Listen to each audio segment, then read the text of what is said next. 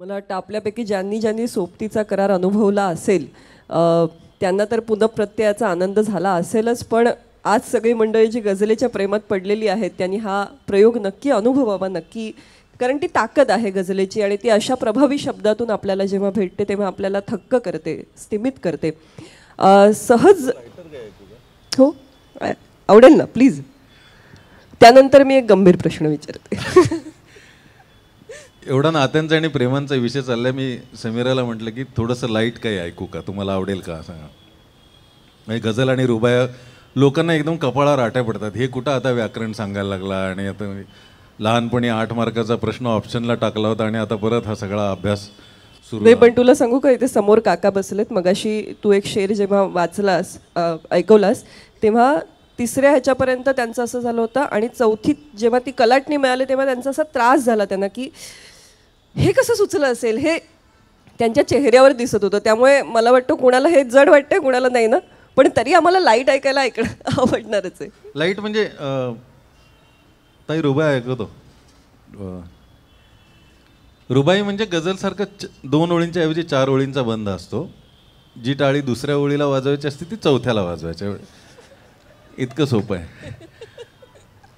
आणि काही अट पण नसते की पहिल्याच ओळीला वाजवली नाही तरी, असं काही नाही त्याच्यामध्ये, तुम्ही वाजवू शकता. पण विनोदाचा भाग सोडला तर ती 4थी ओळ तशी दिलखेचक असायला हवी आणि तिने दात खेचून घ्यायला पाहिजे, असा संकेत आहे खरा तर. तर पहिली रुबाई अशी आहे की तिला पाहून सळसळत्या बनाची आठवण येते. काय एखाद्याने प्रेमात कौतुक करावं, म्हणजे माझ्यासारख्या इतकी वर्ष लग्नानंतर झाल्यानंतर सुद्धा हे ऐकवायचं, म्हणजे की तिला पाहून सळसळत्या बना, ही तुझ्यासाठी बघा, तुम्हाला पटेल. तिला पाहून सळसळत्या बनाची आठवण येते, तिच्या गंधाळण्याने चंदनाची आठवण येते. तिला पाहून सळसळत्या बनाची आठवण येते, तिच्या गंधाळण्याने चंदनाची आठवण येते. तिला सलवार कुर्ता जीन्स पलाझो छान दिसते, पण तिला सलवार, 4थी ओळ येते बरं का, तिला सलवार कुर्ता जीन्स पलाझो छान दिसते, पण तिने जर नेसली साडी सणाची आठवण येते, सणाची आठवण येते. इश्श. अजून एक रुबाई अशी की मलाही ती दिसत होती, तिलाही मी दिसत होतो, सरळ बाकावरी आम्ही जरा तिरपे बसत होतो. जुनं आहे, खूप प्राचीन आहे, प्राचीन, माझ्या शाळेतलं. की मलाही ती दिसत होती, तिलाही मी दिसत होतो, सरळ बाकावरी आम्ही जरा तिरपे बसत होतो. आम्हा दोघांमध्ये होता वयाचा कोवळा कार्बन, आम्हा दोघांमध्ये होता वयाचा कोवळा कार्बन. वहीवर नाव लिहिताना मनावरती ठसत होतो, मलाही ती दिसत होती, तिलाही मी दिसत होतो. मला काही कमी नव्हते, मला काही कमी नाही, तरीही मी सुखी आहे अशी काही हमी नाही. मला काही कमी नव्हते, मला काही कमी नाही, तरीही मी सुखी आहे अशी काही हमी नाही. तिच्या एका उतारीवर नजर ठेवून होतो मी, तिच्या एका उतारीवर नजर ठेवून होतो मी. प्युअर सिक्वेन्स होता रे तरी झाली रमी नाही, सुखी आहे अशी हमी नाही. आणि शेवटची ऐकवतो, जवळपास माझं आत्मचरित्रच समजा. कवीने संक्षिप्त लिहावं म्हणतात की कधी शाळेमध्ये नाजूक कळ्यांची चौकशी केली, कधी कॉलेजमध्ये ताज्या फुलांची चौकशी केली. सूरच कसा हताश लागतो बघा आत्मचरित्र म्हणल्यानंतर. हे लगेच कळतं की या माणसाच्या आयुष्यात काय घडलं नसणार आहे. की कधी शाळेमध्ये नाजूक कळ्यांची चौकशी केली, कधी कॉलेजमध्ये ताज्या फुलांची चौकशी केली. कितीदा चान्स होता पण कमी पडले जरा धाडस, कितीदा चान्स होता पण कमी पडले जरा धाडस. ती परवा भेटल्यावर मी मुलांची चौकशी केली, मुलांची चौकशी केली. आता गंभीर विचार. नाही, गंभीर या अर्थाने की इतक्या वेगवेगळ्या प्रकारच्या गीतरचना तू केलेली आहे चित्रपटासारख्या माध्यमातून. जे माध्यम खरं तर खूप डिमांडिंग आहे आणि खूप इतरांच्या इशाऱ्यावरती नाचणारं आहे. त्या चित्रपटाच्या आणि चित्रपटापेक्षाही बॉक्स ऑफिसच्या ज्या गरजा असतात त्याप्रमाणे लिहावं लागतं अनेकदा. आणि अलीकडे काय पद्धतीची गाणी चालतात हे आपण आजूबाजूला ऐकत असतो. तर या सगळ्यात मला माझ्याच पद्धतीने लिहायचं असा हट्ट ठेवता येतो का, किंवा तो आत्तापर्यंत तू कसा ठेवलायस, यासाठी स्वतःला काही बंधनं घालून घेतली आहेस का? मला वाटतं मी स्वतःशी हे मान्य करून टाकलं की आपण खूप मोठ्या प्रोजेक्टचा एक खूप छोटा भाग आहोत. गीतकार म्हणून काम करत असताना तुम्ही जेव्हा प्रोफेशनल काम करता तेव्हा तुम्ही टीम प्लेयर असता आणि 5-6 कोटींचा सिनेमा तयार होत असताना त्याचं जे काही म्युझिकचं बजेट आहे त्याच्यामध्ये गायक, वादक, स्टुडिओ, संगीतकार हे सगळं झाल्यानंतर, अरेंजर हे झाल्यानंतर गीतकाराचं किती तुमचं छोटंसं बजेट आहे. तर पण तुमच्या ह्या छोट्याशा कॉन्ट्रीब्युशनमुळे, म्हणजे ते खारीसारखं आहे, तो खारीचा वाटा आहे, त्या तुमच्या कॉन्ट्रीब्युशननी त्या सिनेमाचं भवितव्य कदाचित मागे पुढे होऊ शकतं अशासाठी मी म्हणतो. कारण जर सिनेमात गाणी त्यांनी घ्यायची ठरवली आहेत तर त्याच्यामागे काहीतरी त्यांचा विचार असतो. आणि तुम्ही जर 3 मिनिटांची 3 गाणी जर सिनेमात लिहित असाल तर तुम्ही 9 मिनिटं सांगीतिक पद्धतीने पडद्यावरती तो चित्रपट पुढे नेत असता आणि ती तुमच्यावरती जबाबदारी असते. जेव्हा दिग्दर्शक थोडासा मागे त्यांनी बॅकसीट घेतलेलं असतं आणि संगीतकार, गायक आणि गीतकारांवरती त्यांनी ती जबाबदारी दिलेली असते. त्यामुळे तिथे अट्टहास करून नाही मला माझ्याच ह्याच पद्धतीने लिहायचं आहे किंवा मी अशीच शब्दकळा वापरणार आहे असं करून नाही चालत. परंतु मला असं वाटतं की हे सगळं करत असताना आयटम सॉंग्स वगैरेचा थोडासा जर अपवाद वगळला तर तुम्ही लिहित असलेल्या गाण्यामध्ये तुम्हाला, म्हणजे गीतकार म्हणून लिहित असलेल्या गाण्यामध्ये तुम्हाला कुठेतरी एखाद्या ठिकाणी कवी म्हणून सही करता यायला हवी. तुम्हाला अभिमानाने सांगता यायला हवं की हे गाणं माझ्याकडनं लिहिलं गेलेलं आहे. किंवा त्याच्या पुढचे निकष मी स्वतःसाठी असे लावून घेतलेले आहेत की 70% गाणी, म्हणजे बाकीची सोड, पण 70% गाणी सिनेमा येऊन गेल्यानंतरसुद्धा माझ्याकडनं लिहून गेलेली 70% गाणी सिनेमा येऊन गेल्यानंतर ते गाणं हिट झालं म्हणा, चाललं म्हणा, नाही चाललं म्हणा, तर त्यातला सगळा भाग म्हणजे सिनेमाची स्टोरी, संगीत, गायन सगळं बाजूला करून फक्त त्यातले शब्द घेऊन मला एखाद्या संमेलनामध्ये जाऊन कविता म्हणून वाचता यायला हवेत. अशी फुटपट्टी एक मी लावलेली आहे स्वतःला आणि तसं करण्याचा मी प्रयत्न करत असतो. पण ही भूमिका एक परिपक्व भूमिका तयार व्हायला काही कालावधी जायला लागला असेल ना? मग अगदी सुरुवातीच्या काळात तर कवी आणि गीतकार यांच्यामध्ये झगडा झाला असेल की नाही? हो, खूप राग यायचा की हे कोण मला शब्द बदलायला सांगणार आहे किंवा हे सगळं. परंतु हे मॅच्युरिटीनुसार ते येत राहतं किंवा अनुभवांनुसार. मी एक कविता पण लिहिली होती त्याच्यावरती, यमखाराम, आज नाही ऐकवत, पण यमखाराम नावाची कविता लिहिली होती मी स्वतःवरती की यमकं फार झाली असतील आणि मौनाला बहार झाली असतील तर ट्रकवरच्या ओळी लिही. कारण तिथे ते जोडलेलं असतं ना यमकाला यमक बरोबर. आणि आपल्याला यमकप्रधान गाणी ऐकायची सवय आहे, पटकिनी गळ्यावरती चढतात, म्हणायला सोपी जातात आणि तिथे ते सगळे यमकं सांभाळलेले असतात की अनारकली, भरके चली, मैं चली तो तेरी क्यों जली वगैरे, हे सगळं जोडलेलं. तर त्याच्यावरती चिडून मी कविता लिहिली होती. पण असं आहे की शेवटी आपण ह्या क्षेत्रात काम करतोय आणि त्याचेसुद्धा काही, the game that we play, त्याचेसुद्धा काहीतरी रूल्स असतात, त्याचे पण नियम आहेत. त्यामुळे नंतर हा समंजसपणा आला आहे. पण मला तुझ्या करिअरमधला अनेक महत्त्वाचे टर्निंग पॉईंट्स आहेत ज्यातल्या काहींविषयी आपण आज मुलाखतीत बोलतो आहोत. पण जो मला एक मैत्रीण म्हणून खूप अभिमानाचा क्षण वाटला जेव्हा पांघरुण चित्रपटाची श्रेयनामावली पाहिली. तर त्यामध्ये गीतकार संत सावतामाई, संत तुकाराम आणि वैभव जोशी असं जेव्हा वाचायला मिळालं तर तो मला एक फार विलक्षण क्षण वाटला. मला फोन पण केला होता.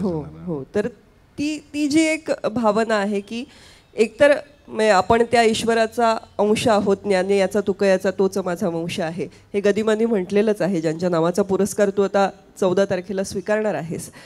हे मला आवर्जून सांगावंसं वाटतं कारण खूप सुंदर पुरस्कार सोहळा आहे. जर आपल्या पुण्यात कोणी आपतेष्ट असतील तर त्यांना सांगा आणि आपण स्वतःही जर दर्दी असाल, जाऊ इच्छित असाल तर जरूर जा. पण हे आहेच, म्हणजे ही सगळी एक संस्कार. पण जेव्हा त्यांच्या कलाकृती किंवा त्यांच्या रचना ज्या चित्रपटात आहेत त्या चित्रपटासाठी मुळात मला वाटतं तुला जेव्हा विचारणा झाली ती खरं तर तुझ्याकडे एक अभंग तुकारामांचा आहे का म्हणून नेमकं काय घडलं होतं? म्हणजे मी पांघरुणसाठी एकही गाणं लिहिणार नव्हतो.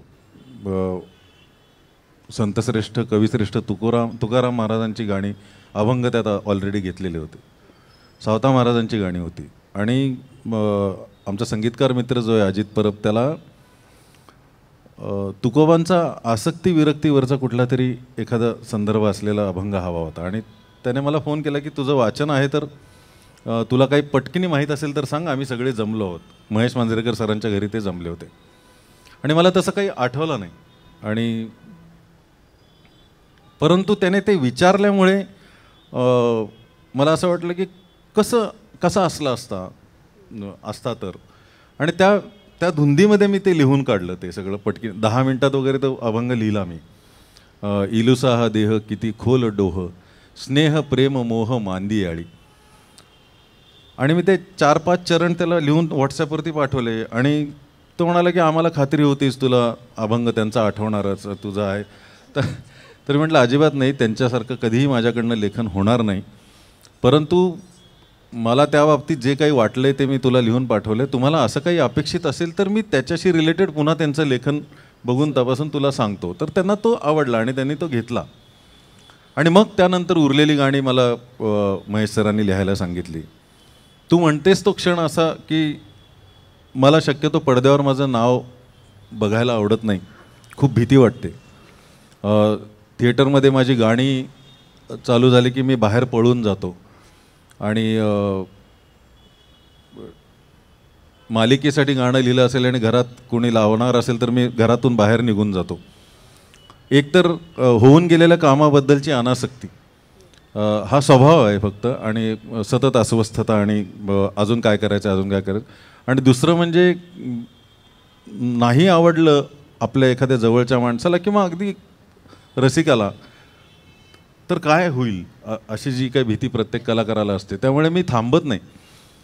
पण इथे मला सांगण्यात आलं होतं की असं आहे. तुझा पण फोन आला होता तोपर्यंत, समीराचा फोन आला तोपर्यंत मी पुण्यात सिनेमा पाहिला नव्हता. म्हणून मी गेलो तो बघायला आणि एकच क्षण तिथे थांबलो होतो ती पाटी दिसेपर्यंत. तुकाराम महाराजांचं नाव, सावता महाराजांचं नाव आणि वैभव जोशी ते बघितलं आणि त्या क्षणी फक्त एवढंच वाटलं की या एका फ्रेममध्ये 2 कळस आहेत आणि 1 पायरी आहे. याच्या पलीकडे त्याला काही दुसरं उत्तर नाही आहे. वा. नाही, आज तर तुझ्या कवितेचा जो परीघ आहे किंवा गीतकार म्हणून तुझा जो प्रवास आहे तो विस्तारताना आम्ही पाहतो आहोत दिवसेंदिवस. अंतिमसारखा चित्रपट, हिंदी चित्रपट आणि त्यासाठीची गाणी लिहिणं असेल किंवा आपल्यापैकी अनेकांना मग यात गंमतही आहे मला जी तुला विचारायची वैभव, की अनेक साऊथ इंडियन चित्रपट आपल्याकडे येत असतात जे डब होऊन येतात, बरोबर, मराठीमध्ये आणि हिंदीमध्येही. तर या चित्रपटांची गाणी म्हणजे डब करायची गाणी हे कसं काय जमतं? मुळात ती भाषा वेगळी, तू ज्या भाषेमध्ये डब करतो आहेस ती भाषा वेगळी आणि ते सगळं बरं त्यांना ते पुन्हा लिपसिंगही करायला पाहिजे. म्हणजे एरवी एखाद्या कवितेचा किंवा गाण्याचा अनुवाद करणं ही सोपी गोष्ट आहे, पण आता इथे ज्या ओठांच्या हालचाली होणार आहेत त्या तशाच मॅच करत लिहायचं आहे. तर हे किती चॅलेंजिंग वाटतं? नाही, खूप प्रतलांवरती हे आव्हानात्मक आहे. म्हणजे खूप पातळ्यांवरती हे आव्हानात्मक आहे. परंतु याचा प्रारंभ जरा एका मोठ्या पद्धतीने सांगायचं झाला करून दिला तर तो कौशल इनामदारने करून दिला आहे. कारण बाहुबली मराठीत जेव्हा टेलिकास्ट करायचं ठरलं त्यांचं, तर बाहुबलीच्या गाण्यांचं मराठीकरण करण्याचं काम कौशलला दिलं होतं शेमारू चॅनलने. आणि कौशलचा मला फोन आला की मिलिंद जोशीने काही गाणी मी त्याला लिहायला दिली आहेत आणि काही तुला देऊ इच्छितो कारण वेळ खूप कमी आहे आपल्याकडे. आणि लॉकडाऊनचा पिरियड होता तो आणि त्याने मला एक गाणं पाठवलं. तोपर्यंत मला खात्री नव्हती की आपण असं काही करू शकू. काही कन्नड सिनेमांसाठी मी आधी प्रयत्न केला होता, परंतु बाहुबलीची गाणी करताना आम्हाला दोघांना इतका आनंद मिळाला आणि इतकं समाधान मिळालं त्याच्यामध्ये की आणि मजाही वाटायची की अरे त्यांचं त्या तेलुगू तमिळमध्ये त्यांचे जे काही ओठांच्या हालचाल बघ, आता इथे लोकांना कळणार नाही की हे आधी मराठीत झालं होतं की आधी तेलुगूमध्ये. असा क्षण आला की आम्हाला खूप एक्सायटिंग वाटायचं. प्रत्येक वेळी ते शक्य होतं असं नाही, तुम्ही एक 80% वगैरे ते अचीव करू शकता कारण शेवटी भाषा वेगळी, त्याचं उच्चारण वेगळं आणि त्यानुसार होणाऱ्या ओठांच्या हालचाली पण वेगळ्या आहेत. पण 6 की 7 मी गाणी त्याच्यासाठी लिहिली आणि असं समजू की माझा घरचा अभ्यास त्याने करून घेतला. आणि त्यानंतर ते काम पाहून मला हिंदीतून खूप कामं यायला लागली की तुम्ही हिंदी लिहिता असं आम्हाला कळलं तर ह्या सिनेमाचं थिएटर रिलीज अगदी तोंडावरती आहे आणि आम्हाला हिंदी गाणी करून पाहिजेत. म्हणजे फक्त टेलिव्हिजनवरती डब्ड व्हर्जन दाखवणारे नाही किंवा OTT वरती नाही, तर थिएटर रिलीज होतं मल्टिलिंग्वल. म्हणजे मला त्यांचे सिनेमांची नावं पण आठवत नाहीत, पण आत्ता कंगनाचा आलेला चंद्रमुखी 2 म्हणा किंवा खरं तर त्यांचे जे सगळे जे सुपरस्टार्स आहेत त्या सगळ्यांसाठी आता माझं लिहून झालेलं आहे. आणि गंमत अशी असते की त्यांच्या म्युझिकचं चलन पण थोडंसं वेगळं आहे. म्हणजे आपल्यासारखं मुखडा एक कडवं मग परत म्युझिक अजून एक कडवं अशा पण अनेकदा जात नाहीत. ते पल्लवी अनुपल्लवी असं म्हणतात ओपनिंगला आणि क्लोजरला, असं काय काय असतं. तर ते इतकं एकमेकात असं विणल्यासारखं ते त्यांचं संगीत असतं. आणि याच्यामध्ये आव्हान असं आहे, जर कोणी नवीन लिहिणार असेल तर ह्या सिनेमांना नॉन डिस्क्लोजर ॲग्रीमेंट पण असतात. म्हणजे जो थिएटरला रिलीज होणार आहे त्या सिनेमाचे तुम्हाला ते व्हिज्युअल्स दाखवू शकत नाहीत किंवा तुम्हाला मग हैदराबादला जाऊन ते काम करायला लागतं असे सगळे. तर साधारण त्यांनी पाठवलेल्या चालीवरून काय मूड असेल, काय प्रसंग असेल आणि त्यांचे शब्द ऐकून त्यांचे ओठ कधी एकमेकांवरती आपटले जात असतील त्यानुसार आपला हिंदीमधला किंवा मराठीमधला शब्द अशा पद्धतीने ते काम केलं जातं. वा. पण हिंदीमध्ये एक स्वतंत्र गीतकार म्हणूनही तू सध्या काम करतो आहेस, तर काय पद्धतीचा प्रतिसाद बॉलिवूडकडून तुला मिळाला आहे? मी जास्त अजून नाही केलेलं, म्हणजे काही पाईपलाईनमधले वगळता जास्त नाही केलेलं. परंतु गणपतीचं गाणं जे मी अंतिमसाठी लिहिलं होतं त्यासाठी मला खूप जणांचे फोन आले होते. आणि इवन याचं कंगनाची आत्ता जी फिल्म केली ना त्याच्यासाठी पण दखल घेतली. स्वागतम ना त्यातलं, स्वागतम आणि अजून स्वागतांजली असं स्वागतांजली आणि अजून 3 गाणी होती. तर त्यासाठी पण दखल घेतली जाते आहे. आणि माझं तसंच आहे बॉलिवूडच्या बाबतीत, म्हणजे सुद्धा असं जसं मी US ला जाणार नाही, मी बरा आहे माझ्या महाराष्ट्रात, तसं मला अजूनही असं वाटतं की मी माझ्या मराठीत बरा आहे. असं काय बिघडलेलं नाही आहे, तिकडे जाण्यासारखं एवढं काही नाही आहे. पण चांगलं काही आव्हानात्मक काम मिळालं आणि त्यातनं जर तुमची ग्रोथ होणार असेल ॲज अ पोएट तर मग करायला काय आनंदच आहे त्याच्यामध्ये.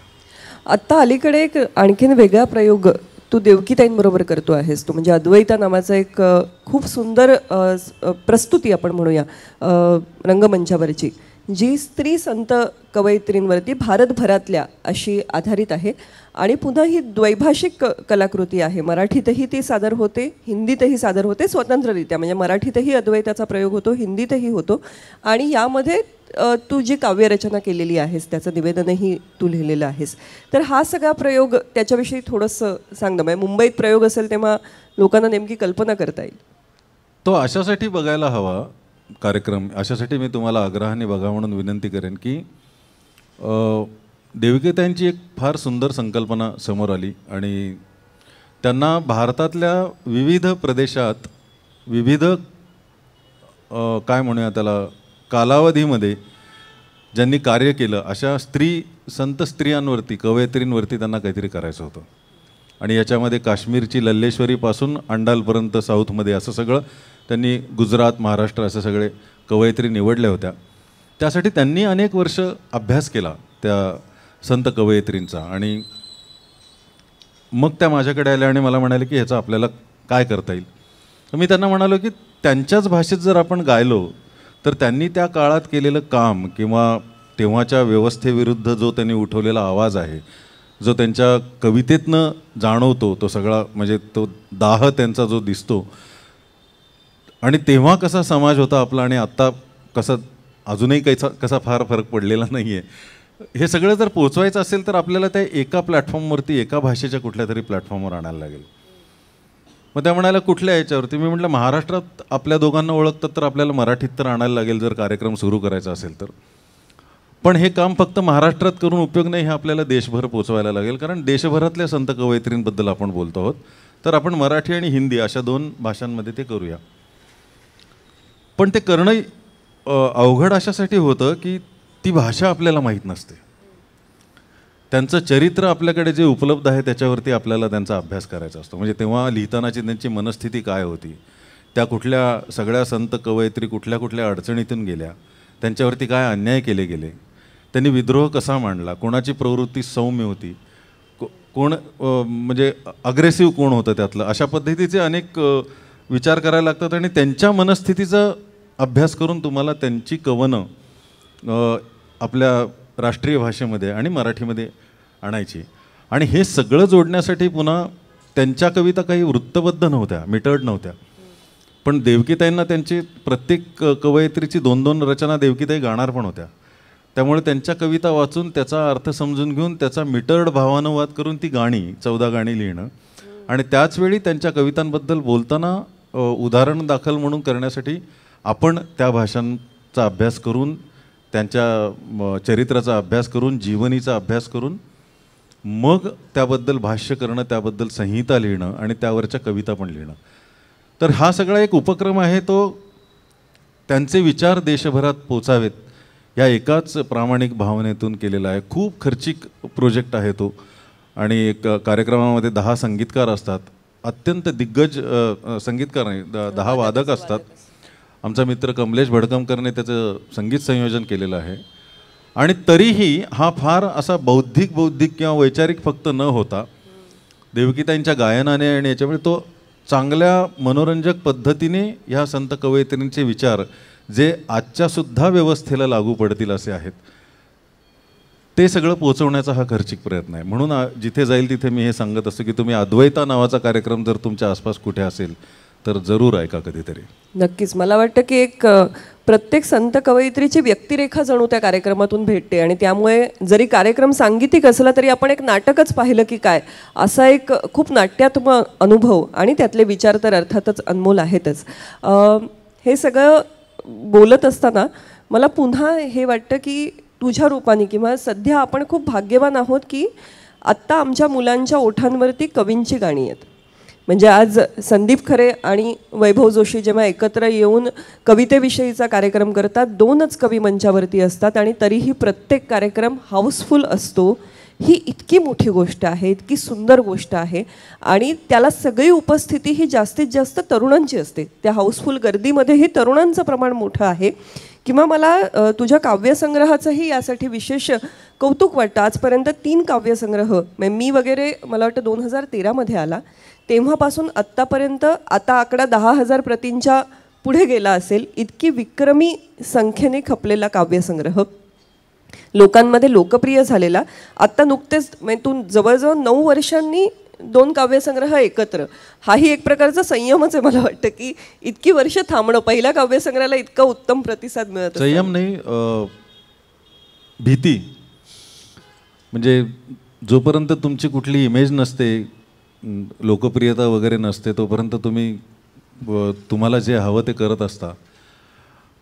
नंतर तुमचा प्रयत्न असतो की आपल्याला जे हवं तेच करायचं आहे, पण तरीसुद्धा लोकांना काय वाटेल हे सातत्याने तुमच्या मनामध्ये येत असतं.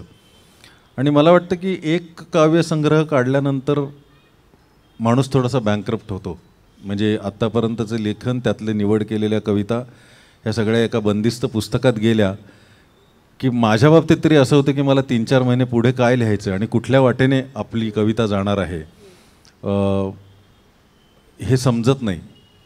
आणि ह्या बाबतीत माझा थोडासा जास्त वेळ लागला, कारण मला गझल पण प्रकाशित करायच्या होत्या आणि कविता पण माझ्याकडे होत्या आणि 2 पुस्तकं एकत्र आणायची का नाही हाही संघर्ष चालला होता. परंतु शेवटी असं लक्षात आलं की हे सगळं हातावेगळं केल्याशिवाय पुढचं पण काही होत नाही. म्हणजे मुलीचं कन्यादान केल्यानंतर हां आता आपल्या आयुष्याचं काय करायचं हे जसं बघतो आपण, तसं एक पुस्तक गेल्यानंतर आता पुढची तुमची वाट कुठे जाणार आहे किंवा कुठल्या तरी वळणावरती तुम्ही थोडंसं थांबून निर्णय घेतला दुसऱ्या वाटेने जाण्याचा, तरच ह्या गोष्टी होऊ शकतात. म्हणून ती दोन्ही पुस्तकं एका वेळी आली. म्हणजे काळ सरकत राहिला आणि म्हणजे कसं की, आणि ह्या दोन्ही पुस्तकांनाही मला वाटतं पहिल्या महिन्यात पहिली आवृत्ती संपली होती का पहिल्या 20 दिवसात? हां, असंच काहीतरी 15-20 दिवसात. ही इतकी छान गोष्ट आहे की जिथे आपण म्हणतो आहोत की कुठे कविता कोण वाचते, म्हणजे साधारण एक कवींविषयीचा दरारा आपल्याकडे काही कवींनी तयार करून दिलेला आहे की बापरे तर त्याला मोड देत, त्याला छेद देत तुमची एक कवींची पिढीच म्हणेन मी, आणि ती खूप गुण्यागोविंदाने नांदते आहे. म्हणजे त्या कवींमध्ये अशी काही विचित्र स्पर्धा नाही आहे, असूया नाही आहे, हेही पुन्हा खूप छान आहे. नाही, मला तर असं वाटतं माझे म्हणजे ही दोन नावं प्रातिनिधिक झाली, परंतु महाराष्ट्रभर जे पसरलेले कवी आहेत आता ते समाज माध्यमांमुळे जोडले गेलेले आहेत आणि प्रत्येकाला आपली प्रतिभा दाखवण्यासाठी त्यांचं पेज आहे, त्याच्यातनं त्यांचं लेखन आणि त्या वाचनातून त्यांचं व्यक्तिमत्व समोर येत असतं. कार्यक्रमात अनेकदा गाठभेट होत असते. मला या सगळ्यांशीच माझी नाळ जुळलेली असं वाटतं आणि माझ्यापेक्षा सुद्धा कितीतरी अप्रतिम लिहिणारे अनेक कवी महाराष्ट्रामध्ये आहेत. मी जिथल्या कुठल्या मंचावरती बसतो ते फक्त या कविकुळाचं प्रतिनिधित्व करण्यासाठी बसतो आणि त्यांनीसुद्धा प्रकाशात यायलाच पाहिजे आणि ते येतीलच त्यांच्या बळावरती असं मला वाटतं. पण त्यांना वाचत राहण्याने सुद्धा मी प्रगल्भ होत जातो. त्यामुळे कवींमध्ये वाद किंवा हे असं कधी मला दिसलंच नाही, म्हणजे वाटतच नाही असं काही आहे. हे असंच राहावं. पण खरं तर एक प्रश्न जो कुठल्याही कवीला खूप सुरुवातीलाच मुलाखतीमध्ये विचारला जातो तो मी अजूनपर्यंत तुला विचारायचं टाळलं आहे. याचं कारण मला वाटतं या प्रश्नाचं उत्तर एखाद्या पुस्तकाच्याच रूपाने तू देणार आहेस अशी मला कुणकुण लागली आहे. तो प्रश्न असा साधा सोपा प्रश्न कुठल्याही कवीला विचारला जातो की तुमचे आवडते कवी कोण किंवा कोणी तुम्हाला प्रभावित केलं आहे. हा प्रश्न म्हणजे पहिल्या 3 प्रश्नांमध्ये असलेला प्रश्न जो अजून मी राखून, दुसरा असतो, पहिला असतो कसं सुचतं जो विचारण्याचा वेडेपणा मी करून झाला, पण हा दुसरा मी अजून राखीव ठेवला होता. तर या प्रश्नाचं काय उत्तर? खरं तर सगळ्याच कवींचा प्रभाव, म्हणजे मी इथे येऊन गेलेल्या कवींची नावं वाचत होतो आणि मला असं वाटलं की अरे हो, पाडगावकरांकडनं आपल्याला हे मिळालेलं आहे, बापटांकडनं हे मिळालेलं आहे. खरं तर सगळ्यांचंच तुमच्या सुरुवातीच्या काळामध्ये ह्या सगळ्याच पूर्वसुरींचा तुमच्यावरती प्रभाव असतो आणि फक्त त्याची एकच, मला या संदर्भात सॉरी तुला तोडलं, पण एक संदर्भ आठवला म्हणून की तुला मिळालेले पुरस्कार आत्ता वाचून जेव्हा दाखवण्यात आले तर किती वारसा, वेगवेगळ्या वारसांच्या नावाने तुझा गौरव झालेला आहे. म्हणजे आत्ता नुकताच तुला प्रदान केला जाणारा गदिमा पुरस्कार असेल, भाऊसाहेब पाटणकर पुरस्कार असेल आणि दादा कोंडकेंच्या नावांनी पण शाहीर दादा कोंडके पुरस्कार हा गीतरचनेसाठी, म्हणजे दादांच्या गीतरचनेच्या प्रभावातून आलेला पुरस्कार आहे. तो दादांच्या त्या पैलूचा आधार घेऊन आलेला पुरस्कार आहे. तर ही रेंजच पुरस्कारांची किंवा त्यातल्या नावांची इतकी वेगवेगळी आहे. आणि ग्रेस साहेब, येस, ग्रेस पुरस्कार, जो पहिला ग्रेस पुरस्कार तुला मिळाला, हा पुन्हा एक खूप मोठा बहुमान. तर मी तू आता म्हणालास त्यावरून मला आठवलं की हे सगळे पूर्वसुरी कुठे ना कुठे आपल्यावरती संस्कार करून गेलेले असतात. पण या सगळ्यात तुझ्या पुढच्या पुस्तकाची कुठे प्रस्तावना आहे का? सगळ्याच कवींचा तुमच्यावरती प्रभाव असतो. जसं मी म्हटलं की आत्ता लिहिणारी मुलंसुद्धा किंवा ह्या भाषणामध्ये आपले जे सांस्कृतिक मंडळाचे ते तुम्ही जे लिहिलं होतं त्याच्यामध्ये सुद्धा एकेका कवितेमध्ये, एकेका ओळीमध्ये बरंच काय काय सामावलेलं. मी तुम्हाला म्हटलं सुद्धा की तुम्ही स्वतः लिहिलं आहे का म्हणून. तर सगळ्यांचाच प्रभाव आपल्यावरती पडत असतो. मेघ अशी आहे की सुरुवातीच्या काळात जेव्हा तुम्ही ज्याला आपण कवितेतलं फॉर्मॅटिव्ह एज, इम्प्रेशनेबल एज, प्रभाव पडण्याचं वय जे असतं कवितेतलं, तेव्हा किती वेळापर्यंत तुम्ही यांचा प्रभाव तुमच्यावरती होऊ द्यायचा आणि कधी तुम्ही स्वतःची वाट शोधायला निघायचं त्यांचं बोट सोडून, हा निर्णय प्रत्येक कवीला घ्यावा लागतो. माझ्या बाबतीत तरी असं घडलं की पाडगावकरांसारख्या काही त्यांच्या बोलगाणीसारख्या काही कविता लिहिल्या गेल्या आणि नंतर गझल माझ्या आयुष्यात आली आणि सुरेश भटांसारख्या काही रचना लिहिल्या गेल्या. सुरेश भटांच्या बाबतीत तर माझं असं झालं की नंतर असं वाटू लागलं की मी त्यांचेच शब्द लिहितोय, त्याच गोष्टी सातत्याने, तेच मीटर, म्हणजे स्तब्धतेशी बोलताना हे ते अशा पद्धतीचं किंवा आक्रोश त्या पद्धतीचा. परंतु कसं आहे की ज्याचं त्याचं आयुष्य ज्याला त्याला शोभून दिसतं. म्हणजे भटांचा आक्रोश हा त्यांचा आक्रोश होता. इथे सुखवस्तू जगताना मी व्यवस्थित भरपेट जेवण करून असं चाललंय तसं चाललंय म्हणून त्याला आक्रस्ताळेपणा म्हणतील. म्हणजे असं वाटतं, म्हणजे आपल्या लिखाणात तो खोटेपणा जाणवायला लागला. त्यामुळे मग आपल्याला नक्की काय वाटतंय, आपली जडणघडण काय आहे, आपल्याला, मला जास्त मानवतावादी विचार करायला आवडतं, मला शत्रुत्वापेक्षा प्रेमाबद्दल बोलायला आवडतं. मग प्रेम म्हणजे फक्त रोमॅन्सच असं नाही, त्या सगळ्या नात्यांमधल्या प्रेमांबद्दल असं असं करता करता मला ती माझी वाट कुठेतरी सापडली असावी. पण लॉकडाऊनच्या काळामध्ये आपण सगळेच तसे खूप विनम्र झालो आणि आपल्याला आयुष्याचं महत्त्व कळलं. आणि त्या काळात माझ्या मनात असं आलं की विशेषतः ज्या महत्त्वाच्या कवींचा माझ्या लेखनावरती प्रभाव आहे त्यांच्यासाठी मी काहीतरी एक भावांजली म्हणूया किंवा शब्दांजली म्हणूया असं काहीतरी करायला पाहिजे. म्हणून मग मी विचार केला आणि 4 कवी निवडले. एक म्हणजे सुरेश भट साहेब, नंतर ग्रेस साहेब ज्यांच्याशी माझा जिव्हाळा होता, रॉय किणीकर साहेब आणि गुलजार साहेब. आणि ते सुद्धा अशासाठी की गुलजार साहेबांनी त्रिवेणी नावाचा 3 ओळींचा काव्यप्रकार आपल्याला दिला, ग्रेस साहेबांनी गझल आणली, किणीकरांनी रुबाया दिल्या, भट साहेबांनी गझल आणि किणीकरांनी रुबाया दिल्या. आणि ग्रेस साहेबांचं लेखन हाच मुळी एक तुमच्या आयुष्याच्या चिंतनाचा विषय असू शकतो. म्हणजे संगीतकार पण वेगवेगळ्या पद्धतीने त्यांच्या एकाच रचनेचा आढावा घेण्याचा प्रयत्न, मागोवा घेण्याचा प्रयत्न करतात. आमचा मित्र नरेंद्र भिडे, ज्याला आम्ही बबड्या म्हणायचो, आणि कौशल यांनी या व्याकुळ संध्यासमयीचे 2 चाली केल्यात आणि दोन्हीतनं 2 वेगळे ग्रेस दिसतात. तर ह्या सगळ्यामुळे ह्या चौघांना एक शब्दांजली म्हणून मी जे त्या काव्य प्रकारात लिहिलं आहे आणि मला त्यांच्याबद्दल काय वाटतं असं कॉम्बिनेशन असलेलं एक पुस्तक, ज्याचं सध्या टायटल आहे नक्षत्रांचे देणे, तर ते येईल आता. काहीतरी त्यातलं थोडंसं. मला असं वाटतं आपण ज्या देवाची आरती गातो तर त्या देवाला आवडेल असेच शब्दकळा त्या आरतीमध्ये आपोआप येते. तर ग्रेस साहेबांसाठी मी जी ट्रिब्यूट सिरीज लिहितो आहे ती शब्दकळासुद्धा माझी नाही असा मला अनेकदा संशय येतो. परंतु त्यांच्यासाठी जे काही लिहितो त्यातले 2-4 तुकडे तुम्हाला ऐकवतो. त्यांचं आवडतं वृत्त पण आहे आणि विचार आणि इमेजरी त्यांची कदाचित जशी यायची तसा प्रयत्न की सृजनाच्या पाणवठ्यावर येतात प्रवासी पक्षी. सृजन इज क्रिएशन आणि विजन म्हणजे एकांतवास. सृजनाच्या पाणवठ्यावर येतात प्रवासी पक्षी, विजनावर तरंग उठतो, डोळ्यात उमटते नक्षी. सुख विधवा होते माझे अन दुःख सवाशिण होते. सुख विधवा होते माझे अन दुःख सवाशिण होते. भय इथले संपत नाही मज तुझी आठवण येते. मेघांच्या आडोशाने झाडात उतरते ऊन. मेघांच्या आडोशाने झाडात उतरते ऊन. कशिद्याला कळे कळे तो आतून उसवते वीण. विषबाधित एकांताला जांभूळ निळे पण येते. भय इथले संपत नाही मज तुझी आठवण येते. तो प्रवास कसला होता आरंभ न अंत जयाला. तो प्रवास कसला होता आरंभ न अंत जयाला. जन्माच्या मोहापायी गेले जे मरण लयाला. हारात कळ्यांच्या कोणी निर्माल्य ओवले होते. भय इथले संपत नाही मज तुझी आठवण येते. आणि शेवटचा तुकडा आहे की अनुराग असा आहे की अनुरागी भासे त्यागी. क्रेस साहेब असे होते. अनुराग असा आहे की अनुरागी भासे त्यागी. तू कळी असून नाहीस फुलांच्या जागी. हे तुझे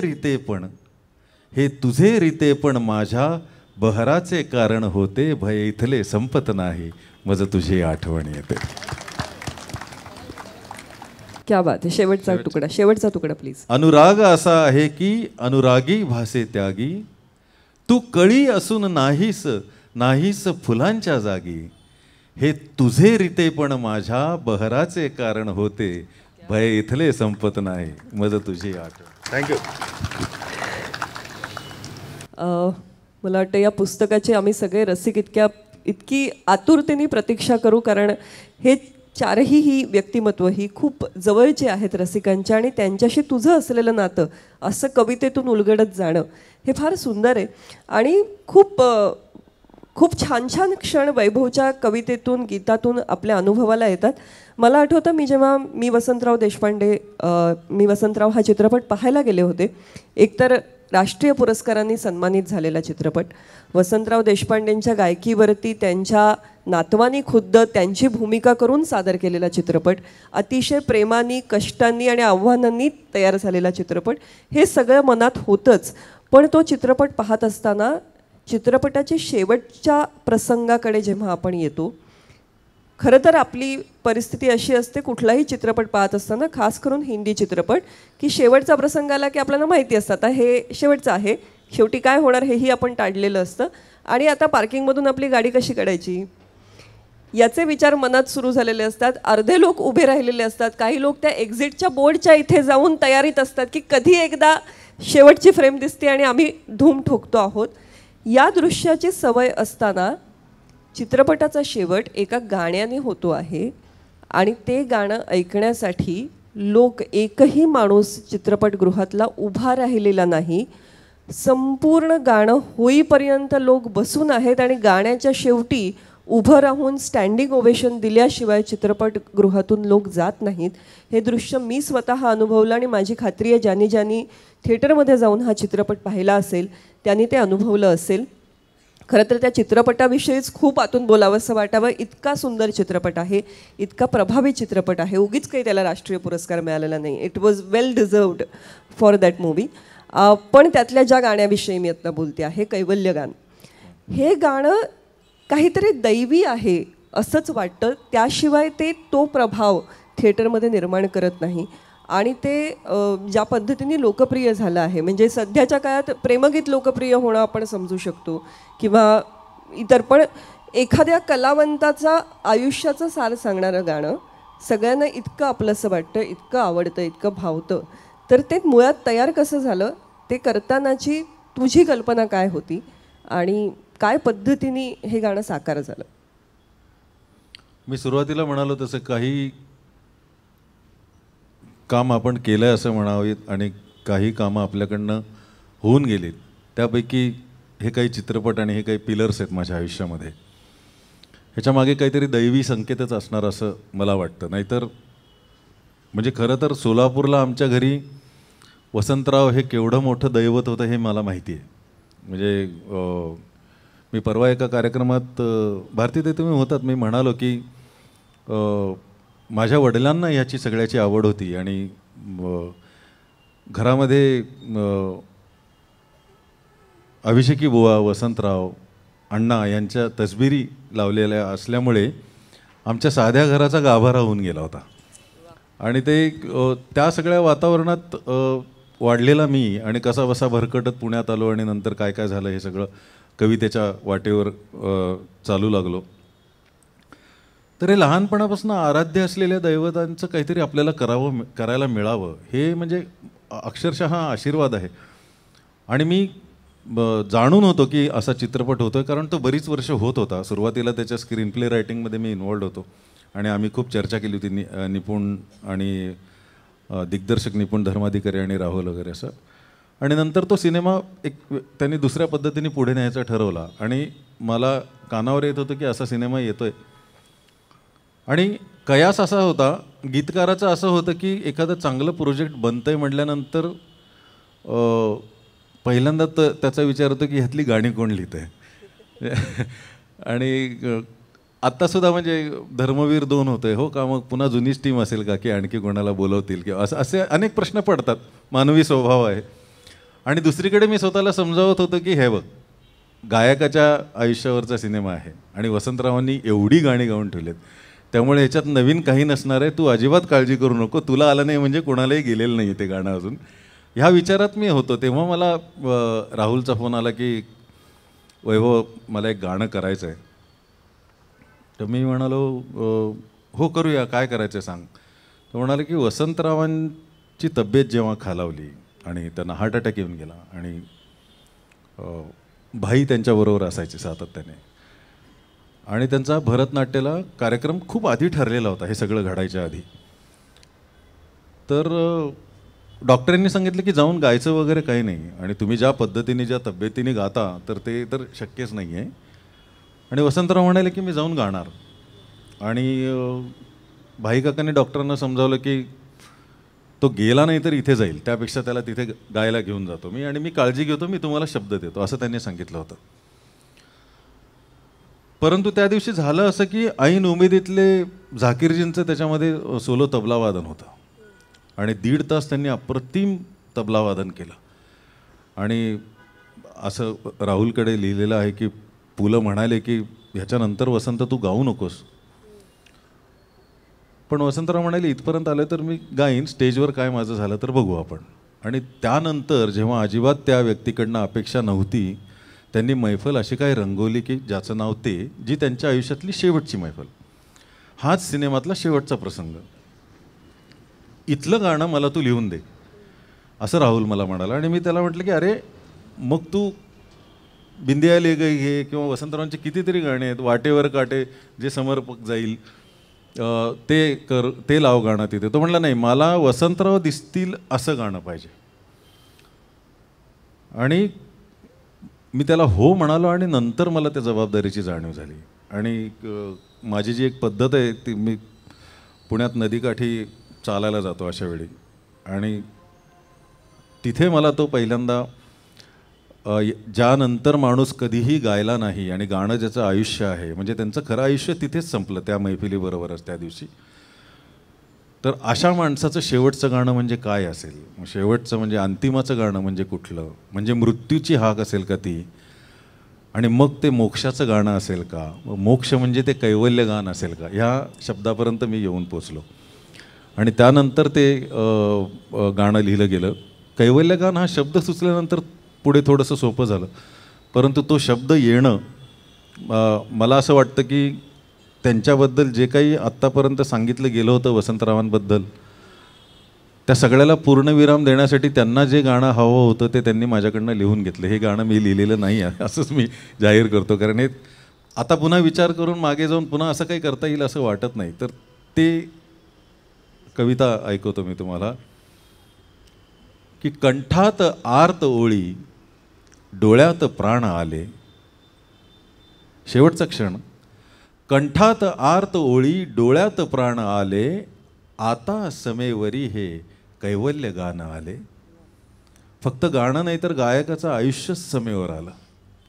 कंठात आर्त ओळी, डोळ्यात प्राण आले, आता समेवरी हे कैवल्य गाणं आले. चरणावरी स्वरांच्या मी टेकवून माथा, चरणांवरी स्वरांच्या मी टेकवून माथा, अर्पून चाललो ही माझी अबोल गाथा. भवताल ऐहिकाचे, भवताल ऐहिकाचे दोलायमान झाले, आता समेवरी हे कैवल्य गाणं आले. पहिला वरून आला ओंकार नादकानी, मृत्यूची हाक आली आणि ती मला ओंकारासारखी पहिल्यांदा आयुष्यात ऐकू आली. मी एका गझलमध्ये लिहिलं होतं की शेवटी शेवटी खूप आल्या सरी, चातकासारखा जन्म गेल्यावरी. आपण नक्की कोणाची वाट बघत होतो आयुष्यात? शेवटी शेवटी खूप आल्या सरी, चातकासारखा जन्म गेल्यावरी. जन्मही आपुला मरणही आपुले, जन्मही आपुला मरणही आपुले. या घरातून मी चाललो त्या घरी, शेवटी शेवटी खूप आल्या सरी. पहिला वरून आला ओंकार नादकानी, ही दाद ओळखीची ही सोयरी विराणी. सगळी नाती तपासून झाल्यानंतर सर्वात जिवलग कोण भेटलं तर मृत्यू. की पहिला वरून आला ओंकार नादकानी, ही दाद ओळखीची ही सोयरी विराणी. संचित युगायुगांचे, संचित युगायुगांचे एका क्षणी मिळाले, आता समेवरी हे कैवल्य गाणं आले. आणि त्यातलं शेवटचं जे कडवं होतं की या मैफिलीत आता मी तू कुणीच नाही. द्वैत संपलं, ड्युॲलिटीच संपली.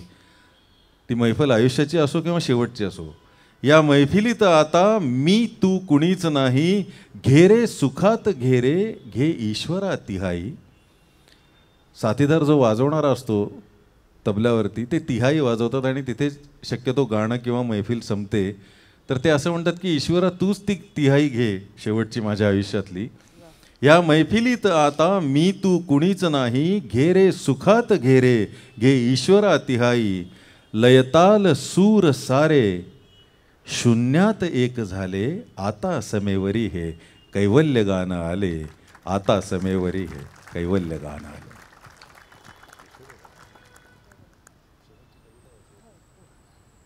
क्या बात आहे. खरं तर पुन्हा आत्ता त्या कवितेनेही तोच प्रभाव आपल्यावरती टाकला जे चित्रपटातलं गीत टाकतं.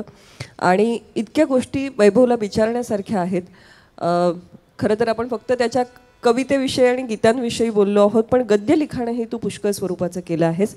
आणि त्यातलं जे गद्य लिखाण स्वरूपात नव्हे तर प्रत्यक्ष सादरीकरण होऊन आपल्याला भेटलेलं आहे ते मानाचा मुजरा किंवा सूरनवा नावाची 5 पर्व म्हणजे स्पृहा निवेदिका म्हणून आम्हाला जे जे काही सांगत होती, जे आम्हाला अतिशय आवडत होतं, भावत होतं, त्यात इतिहासाचे खूप संदर्भ होते, त्यात कविता होत्या आणि तो संपूर्ण कार्यक्रम इतक्या प्रवाहीरित्या पुढे जायचा. पण त्याचा बोलविता धनी असं ज्याला आपण म्हणतो ते सगळं लिखाण तू करत होतास. तर हाही एक महत्त्वाचा पैलू आहे. तर याविषयी काही सांगून आपण एखाद्या कवितेने आजच्या मुलाखतीची सांगता करावी. खरं तर रियालिटी शोला संहिता असते हेच बऱ्याच जणांना माहिती नसतं. आणि रियालिटी शोला संहिता कशासाठी पाहिजे, गरज काय, असं पण वाटत असतं, जे की कदाचित सत्य पण होऊ शकतं. कारण जर निवेदक किंवा निवेदिका स्वतःचं, जसं समीरासारखी जर कोणी असेल तर हिला कोणी संहिता लिहून द्यायची गरज नाही. ती येणाऱ्या गाण्याबद्दल बोलू शकते, तिचा अभ्यास आहे तेवढा. मगाशी तिचा परिचय आणि तिने केलेलं शिक्षण बघितलं तर मला असं वाटलं की पुढे कधीतरी हिची मुलाखत घ्यायला मलाही बोलवा तुम्ही. म्हणजे अगदी गांभीर्याने मी हे वक्तव्य करतोय. मी तिला म्हटलं की अरे नाही हे चुकलं आहे, डावं उजवं झालं आहे आज. तर खरंच सलाम आहे अशा प्रतिभेला. आणि पण असं होतं की तुम्हाला निवेदिका म्हणून चेहरा पण तुझा आहेच, पण तिथे जो असतो ते पण लागतं. त्यानंतर आणि खूप कमी वेळामध्ये तिथे आपल्याकडे निवेदकाला थिएटरमध्ये रंगमंचावरती वेळ खूप मिळतो, तिथे सेकंदामध्ये ते सगळं सादर करायचं. आणि स्पृहा, माझं नशीब असं की मला स्पृहासारखी निवेदिका मिळाली जिचं भाषेवरती प्रभुत्व आहे, उच्चारण स्वच्छ आहे, स्वतःचा विचार आहे तिचा, आणि जिला रस आहे ते करण्यामध्ये की दादा मग मी हे बदलू का, जरा असं या वाक्याचं रिदम मी असा घेऊ का, जिला वेगळं स्वतःचं असं सुचतं, स्वतः कवयित्री आहे. त्यामुळे हे मी जरी म्हणत असलो की मी 5 पर्व लेखन केलं तरीसुद्धा याच्यामध्ये विशेषतः स्पृहाचा आणि माझ्याबरोबर जे रिसर्च करायचे मिलिंद कुलकर्णी यांचा खूप मोठा हात आहे. कारण माझ्याबरोबर एक माझी लेखक मैत्रीण असोसिएट असायची. आम्ही दोघे दर आठवड्याला जी गाणी सादर होणार आहेत त्याबद्दल चर्चा करायचो. साधारण या आठवड्याचं स्क्रिप्ट कुठल्या दिशेने जाणार आहे, आणि मग त्या गाण्यांसाठी जवळपास 20 ते 22 पुस्तकांचा संदर्भ तपासून, की म्हणजे असं आहे ना की काही गाणी आपल्या प्रत्येक रियालिटी शोच्या प्रत्येक पर्वात सुद्धा येऊ शकतात. म्हणजे रेशमांच्या रेगाने झालंच पाहिजे, अशी अनेक गाणी आहेत जी त्याच्यामध्ये यायला पाहिजेत. मग प्रत्येक वेळी तुम्ही प्रत्येक पर्वात त्या गाण्याची वेगळी गोष्ट काय सांगणार. कधी तुम्ही ते गीत म्हणून किंवा काव्य म्हणून भिडू शकता त्याला, कधी गायकाची महती सांगत तुम्ही करू शकता, परंतु यासाठी तुम्हाला सगळा अभ्यास करायला लागतो. तर 20 ते 22 पुस्तकांचा धांडोळा घेऊन एक आठवड्याचं स्क्रिप्ट तयार व्हायचं, जे मी टेलिकास्टच्या 2 दिवस आधी, म्हणजे हाही विक्रम आहे टी व्हीमध्ये की 48 तास आधी मी स्क्रिप्ट पाठवायचो स्पृहाला, आणि ती पूर्ण तयारी करून आलेली असायची. आणि मग त्यातून अनेक संकल्पना निघायच्या. म्हणजे लहान मुलांचं पर्व चालू आहे तर त्यांच्यासाठी एखादी आपण कविता लिहूया, मग ती त्या पद्धतीने सादर करेल. लताबाईंवरती जेव्हा आमचा एपिसोड झाला तेव्हा जी कविता सादर केली त्याला खूप आनंदघन नावाची. तर ते सगळं करताना माझ्यातला माणूस आणि कलाकार घडत गेला. म्हणजे माझे पण विचार बदलले खूप. गाण्यांकडे बघण्याची दृष्टी आपण खूप सरधोपट मार्गाने मला असं वाटतं की बघतो, पण जजेसना रिसर्चचे पेपर्स पुरवायचे, ते बोलताना अधिकारवाणीने त्यांच्या तोंडून येताना चुकीचं काही येऊ नये. संगीतकार, दिग्दर्शक, सिनेमाचं साल हे तर सोपं आहे अगदी, परंतु एखादी गोष्ट गाण्यामागची सांगताना त्यांच्याकडनं चुकीचं काही येऊ नये. महेश जे बोलेल किंवा अवधूत जे बोलेल त्याला काहीतरी मागे एक आधार असावा. हालाकी ते स्वतःचे विचार मांडतातच त्याच्यामध्ये, परंतु संदर्भ म्हणून ज्या गोष्टी लागतात ते सगळं लेखन मी करायचो, मी आणि माझे सहकारी. वा. आणि आज इतका छान प्रेक्षक वर्ग लाभलेला आहे की तुम्ही इतका काळ इतके तल्लीन होऊन ऐकताय, आणि तुमचे चेहरे पण पुस्तकांसारखे आहेत, ते वाचावेसे वाटतात आणि त्यावरती इतके वेगवेगळे भाव उमटताना दिसत आहेत. तर अशा प्रेक्षकांची आज इतकी सुंदर भेट आपल्याला झालेली आहे, तर या भेटीची सांगता तुला कुठल्या कवितेने करावी? मी एक प्रार्थनेने करणार होतो, पण आनंदघन आठवण आली लता मलाही वहिनीची, असं तर वाटलं, हो. म्हणजे म्हणूनच मला शोधायला लागते ते, कारण मी तयार ठेवली नव्हती. पण एकच क्षण द्या मला.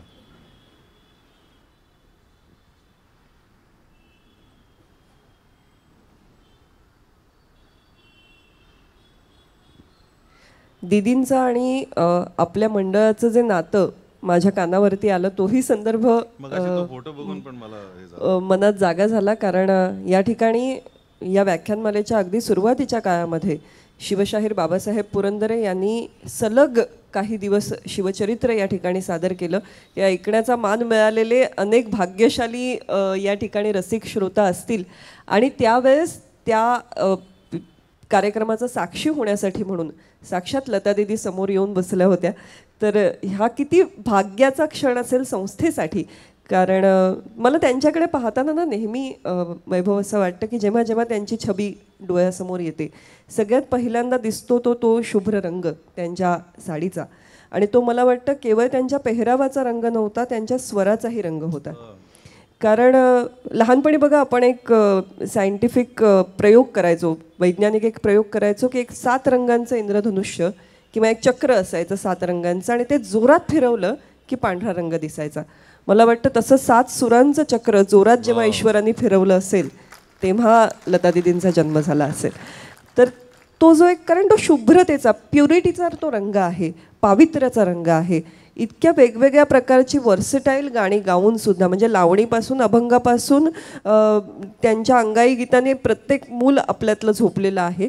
तर ही सगळ्या प्रकारची गाणी गाऊनही तो जो एक असा एक उरलेला धवल रंग आपल्या हाती आलेला, ती जी मोगऱ्याची फुलं आहेत आपल्या हाती आलेली, तर ते शब्दात तू इतक्या सुंदर पद्धतीने त्या कवितेतून मांडलंस की फार कमी वेळा असं होतं की दूरचित्रवाणीवरती, खास करून त्या छोट्या पडद्यावरती पाहिलेल्या गोष्टी मनात रेंगाळून राहतात. त्या क्षणी आपण त्याला दाद देतो आणि विसरून जातो. मालिकांचं विश्व तर असं असतं की 6 महिन्यानंतर कुठेतरी पाहिलं होतं हिला, असं नायिकेला बघून वाटतं आपल्याला. इतक्या महत्त्वाची भूमिका केलेल्या कॅरेक्टरलाही आपण विसरून गेलेलो असतो. असं असताना एका पर्वात सादर झालेली एक कविता महाराष्ट्रभर अजूनही आठवली जाते, हे खूप मोठं यश आहे. मला असं वाटतं त्या गेल्यानंतर मी बराच काळ, म्हणजे अनेक महिने सुन्नच होतो, आणि ज्यांनी आपलं आयुष्य इतक्या पद्धतीने आपल्या आयुष्याला स्पर्श केला, आणि काय बोलणार, म्हणजे त्याच्यापुढे बोलण्यासारखं काही नव्हतं. आणि असं काही घडलं की लगेच कविता होतेच असं नाही, आणि करावीच असाही अट्टहास नसावा. पण एके दिवशी कुठल्या तरी कार्यक्रमाला जाताना मला त्यावरती काहीतरी सुचलं, आणि मला असं वाटलं की हे मी ऐकवायला पाहिजे. म्हणून मी ती कविता पूर्ण केली. नाही ऐकवली, मी ती स्पृहाला दिली याच्यामध्ये. आणि कवितेचं असं आहे की ती सुरुवात कुठून होते आणि संपते कुठे याचा थांग लागत नाही आपल्याला. जोपर्यंत ती पूर्ण होऊन स्वतः स्वयंभू दर्शन देत नाही तोपर्यंत तुम्हाला ती कळत नाही की नक्की कुठल्या दिशेने चालली. तशीच काहीशी ही कविता गेली. ऐकवतो की जन्म झाला रडलो बिडलो थकून गेलो पार. जन्म झाला रडलो बिडलो थकून गेलो पार, तेव्हाच वाटलं आपण इकडं उगाच आलो यार. जन्म झाला रडलो बिडलो थकून गेलो पार, तेव्हाच वाटलं आपण इकडं उगाच आलो यार. हात पाय झाडून झाले 5-50 वेळा. हात पाय झाडून झाले 5-50 वेळा. ठणकत होती मोहमाया नीज नव्हती डोळा.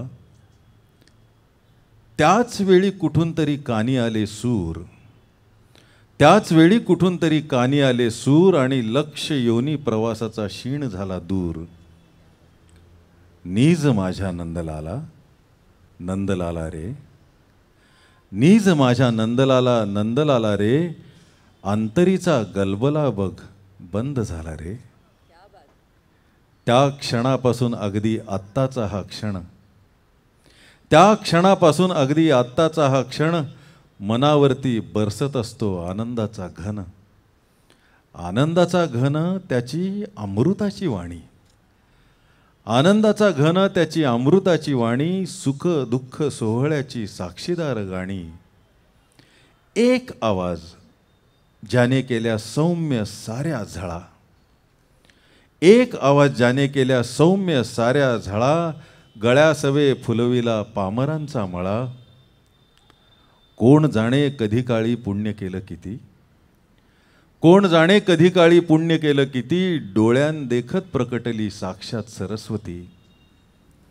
जिण्याच्याही पल्याड जिने नेले माझे जिणे, जिण्याच्याही पल्याड जिने नेले माझे जिणे, पैलतिरी उतरेन तेव्हा भेटो तिचे गाणे.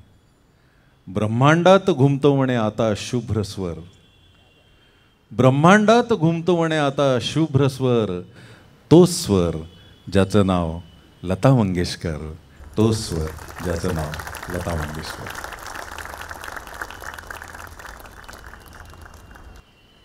या इतक्या तेजस्वी शब्दांनीच मला वाटतं आपण आजच्या या मुलाखतीची सांगता करूया. प्रत्येक मुलाखतही कदाचित कवितेसारखीच असते. पुढचं कडवं काय स्फुरणार आहे माहिती नसतं. एकातून दुसरा विषय, दुसऱ्यातून तिसरा विषय सुचत जातो आणि त्याला तुमची दाद ही खरी प्रेरणा असते. तर आज इतका सुंदर श्रोतृवृंद आम्हाला लाभला, त्यासाठी मनपूर्वक आभार विद्यार्थी उत्कर्ष मंडळाचे, विवेकानंद व्याख्यानमालेचे. आणि या पुढच्याही दिवसांमध्ये फार वेगवेगळे, फार सुंदर वक्ते, फार वेगळे विषय मांडले जाणार आहेत. त्यालाही अशीच आपली छान प्रचंड दाद मिळेल याची खात्री आहे. आणि आपल्या सर्वांमध्ये कोणीतरी भाग्यवान श्रोतासुद्धा दडलेला आहे. तर ती निवड मला वाटतं आपण पटकन करूया आणि मग कार्यक्रमाची सांगता करू. धन्यवाद वैभव सर, धन्यवाद समीरा मॅडम. उद्या दिनांक 30 नोव्हेंबर 2023 रोजी तृतीय पुष्प गुंफण्यासाठी येणार आहेत माननीय मयुरेश प्रभुणे सर. व्याख्यानाचा विषय आहे कुतूहल चांद्रयानाचे. याची सर्व श्रोतूवर्गाने नोंद घ्यावी. यानंतर मी वैभव सरांना विनंती करतो की त्यांनी भाग्यवान श्रोत्याचा क्रमांक निवडावा. भाग्यवान श्रोत्यास मिळणार आहेत ₹500 इतक्या किमतीची पुस्तके मोफत.